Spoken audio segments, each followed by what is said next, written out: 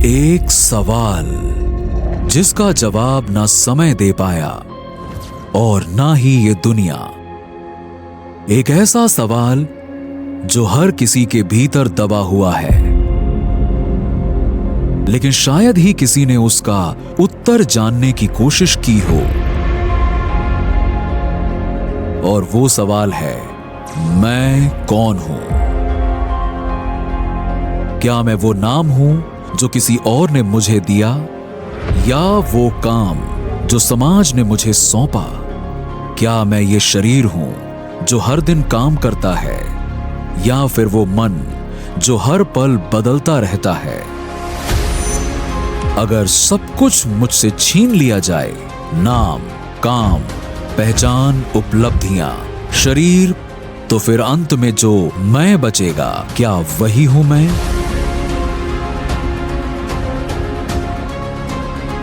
या फिर मैं सिर्फ एक अनुभव हूं? आखिर कौन हूं मैं? ये सवाल सिर्फ सोचने के लिए नहीं है, ये सवाल जागने के लिए है। और इसका जवाब शायद आपके ही भीतर छिपा हुआ है। तो तैयार हो जाइए खुद से मिलने के लिए। तैयार हो जाइए उस अनुभव के लिए जहां कोई सवाल नहीं, लेकिन एक सत्य गूंजता है। और वो गूंज है, अहम ब्रह्मास्मि।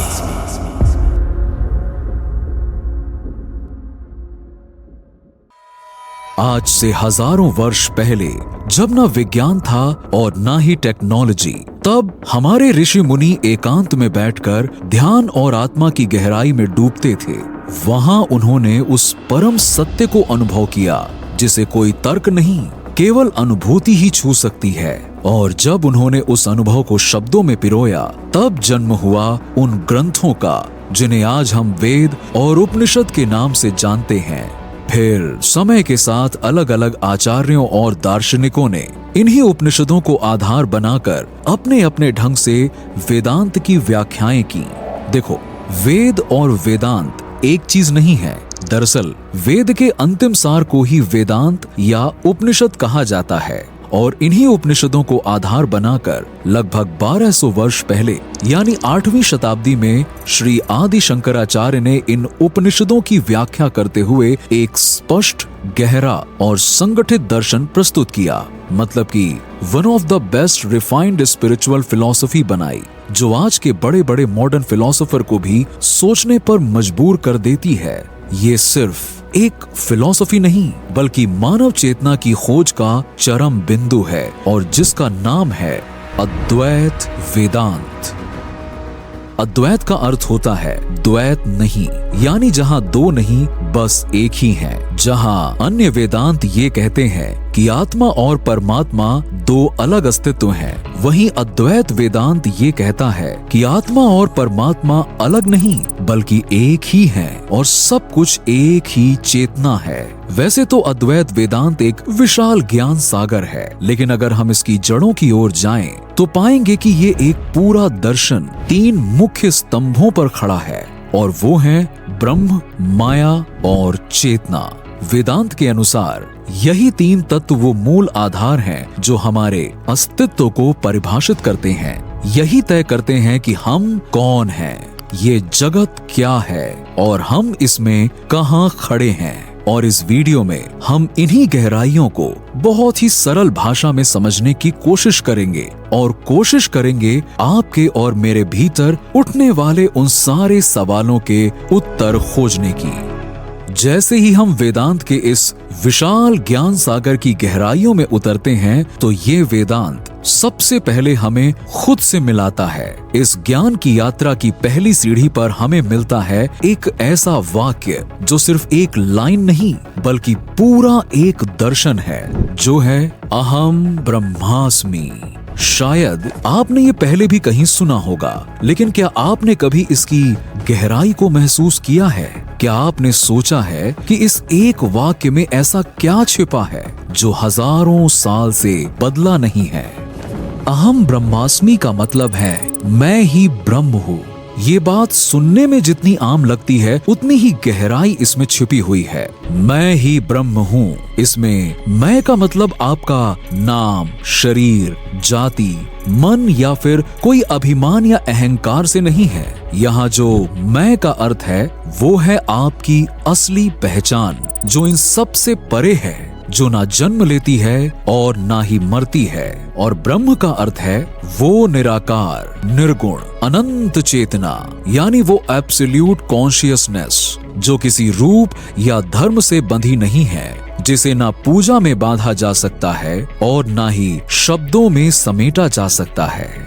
जब पूरी दुनिया ये कहती है कि आत्मा और परमात्मा अलग हैं और हम केवल परमात्मा की एक छोटी सी झलक हैं, तो वहीं अद्वैत वेदांत कहता है कि आप ही वो सत्य हो, वो शक्ति हो जिसे आप कहीं और ढूंढ रहे हो, यानी आप खुद ही वो परम सत्ता हो।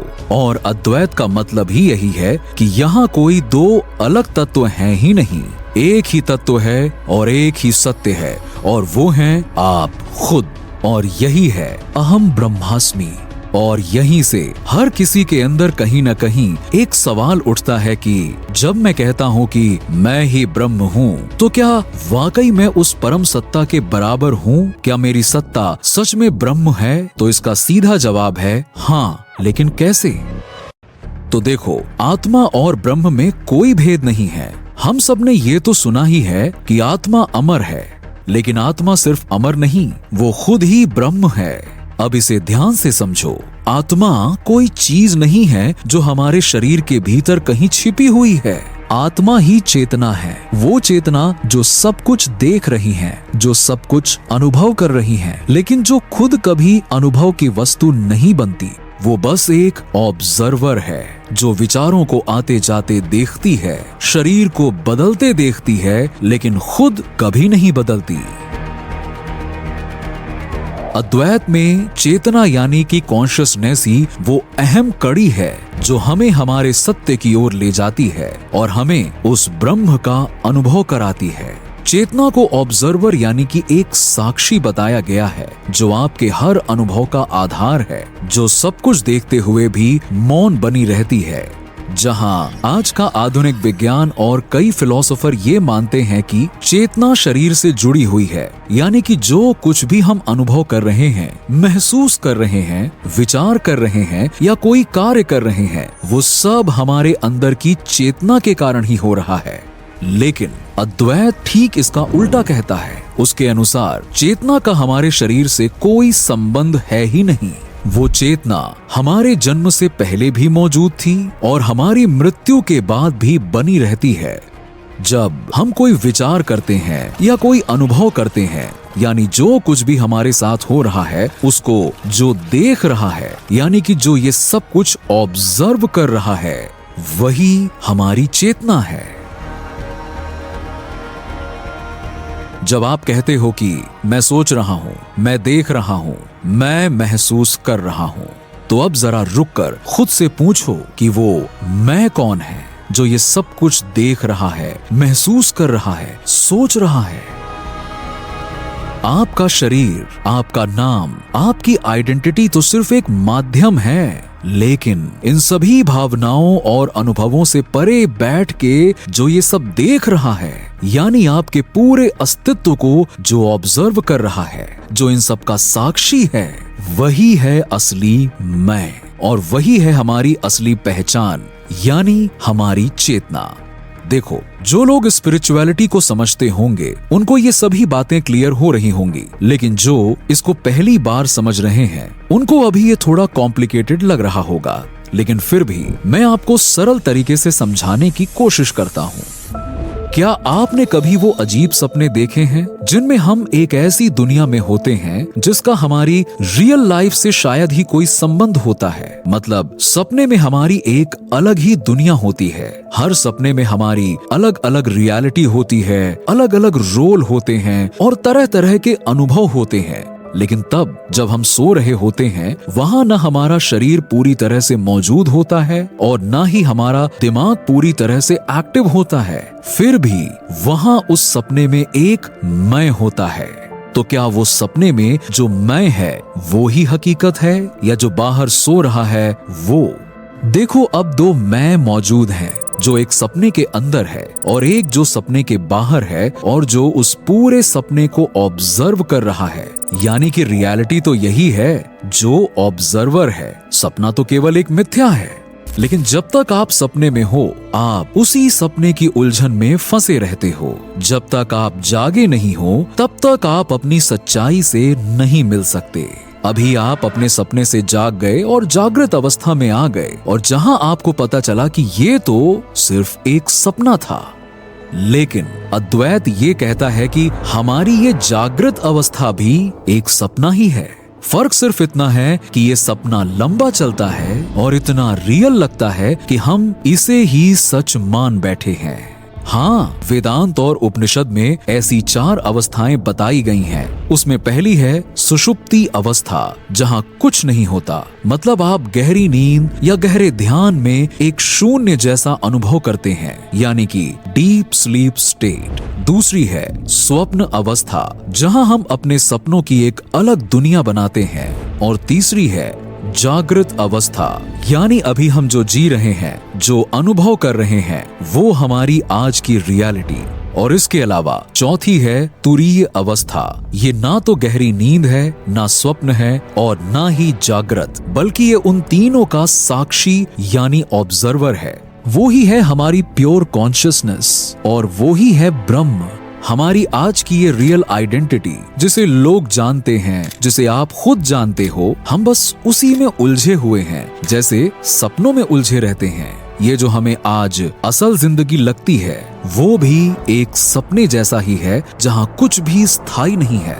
लेकिन एक चीज जो कभी नहीं मरेगी, जो कभी नहीं मिटेगी, वो है हमारा असली सत्य, यानी हमारी वो शुद्ध चेतना जो सब कुछ होते हुए देख रही है।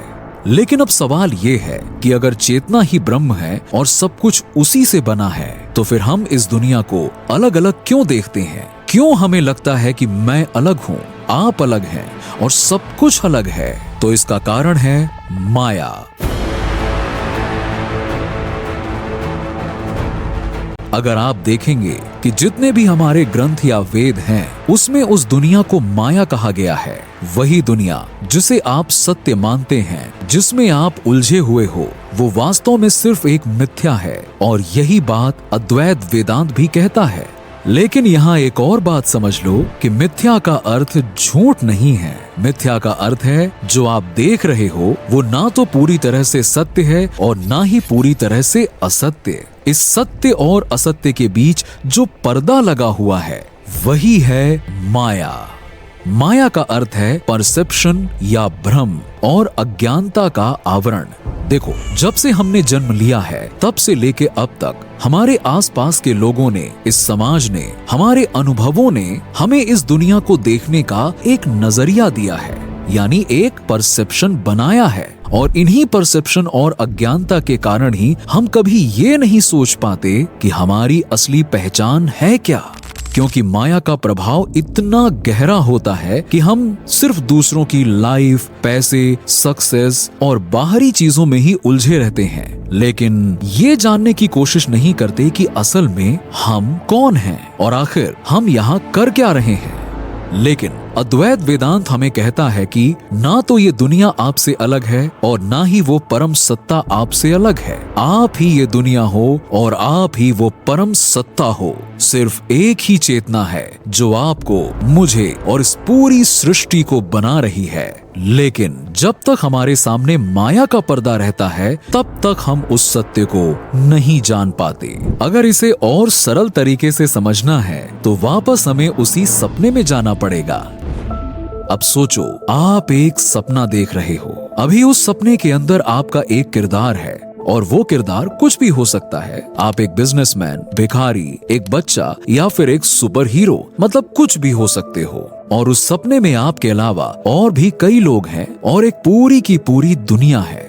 अब जो सपने में आपका किरदार है, वो नहीं जानता कि ये सिर्फ एक इल्यूजन है। वो उस सपने की माया में ही फंसा होता है। वो उस सपने को ही सच मानकर डरता है, रोता है, भागता है, महसूस करता है। जैसे सब कुछ असल में हो रहा हो। लेकिन क्या वो सपना वास्तव में सत्य है? नहीं, वो तो केवल एक माया है। अब इस बात को ध्यान से समझो। सपना देख कौन रहा है? वो व्यक्ति जो इस समय असल दुनिया में सो रहा है। अब सोचो, उस सपने में जो किरदार है, जो दुनिया है और आपके अलावा बाकी सारे जितने भी किरदार हैं, वो किसने बनाया? क्या वो किसी और ने बनाया? नहीं, सपने में वो सभी किरदार, हर एक वस्तु उसी एक चेतना से बने हैं जो व्यक्ति सपने के बाहर सो रहा है। यानी सपने के भीतर जितना कुछ भी है वो सब उसी एक ऑब्जर्वर की चेतना से निकला है और वही ऑब्जर्वर ही असली सत्य है। सपने में अगर आपको कोई मार रहा है और आप मार खा रहे हो, तो मारने वाला और मार खाने वाला दोनों तो आप ही हो, क्योंकि दोनों का स्रोत एक ही चेतना है। आप ही वो अनंत चेतना हो जो उस पूरे सपने को बना रहे हो। अब समझो, सपने में सब कुछ बदलता है, लेकिन जो सो रहा है, जो सब कुछ देख रहा होता है, वो नहीं बदलता। और यही बात अद्वैत वेदांत कहता है कि यही जो हमारी रियल लाइफ है, ये भी एक सपने की तरह माया है। लेकिन अगर आप उस ब्रह्म को जान लो, तो सबसे पहले ये अनुभव होगा कि ये सारे लोग, सारे जीव, ये पूरी दुनिया आपसे ही जुड़े हुए हैं और आप ही ये सब कुछ हो। उस समय जब ये अनुभूति होती है, तब स्वार्थ, काम, क्रोध, ईर्ष्या सब खत्म हो जाता है, क्योंकि तब समझ में आता है कि आपके अलावा यहाँ कोई है ही नहीं। बिल्कुल उस सपने की तरह सब कुछ आप हो और आप से ही सब कुछ है, जहाँ सिर्फ एक ही बात जरूरी है, वो है जागना और उस ब्रह्म का अनुभव करना जो ये सब कुछ देख रहा है। लेकिन अब सबसे बड़ा सवाल आपके दिमाग में यही आएगा कि अगर ये सब कुछ माया है, एक भ्रम है, तो फिर क्या हमें ये सब कुछ छोड़कर सन्यासी बन जाना चाहिए? अगर ये दुनिया सिर्फ एक सपना है, तो फिर इसमें जीने का मतलब ही क्या है? लेकिन अद्वैत ये नहीं कहता कि आप माया से भागो, बल्कि आप उस माया को पहचानो। आप परिवार और रिश्ते भी निभाओगे, आप नौकरी भी करोगे और आप अपने गोल के पीछे भी भागोगे। लेकिन अब आपकी नजर बदल जाएगी जब आप कोई टेंशन या स्ट्रेसफुल सिचुएशन में होंगे और तब आप उस ब्रह्म को महसूस करेंगे, तो आपको याद रहेगा कि ये तो बस एक लहर है और मैं पूरा एक महासागर हूँ। आपके भीतर वो सर्वाइवल मोड खत्म हो जाएगा, जहां हर दिन बस भाग दौड़, हर पल डर और हर सुबह एक नई चिंता है। वो एंडलेस लूप जिसमें आप फंसे हुए हैं, अद्वैत उस लूप को तोड़ देता है।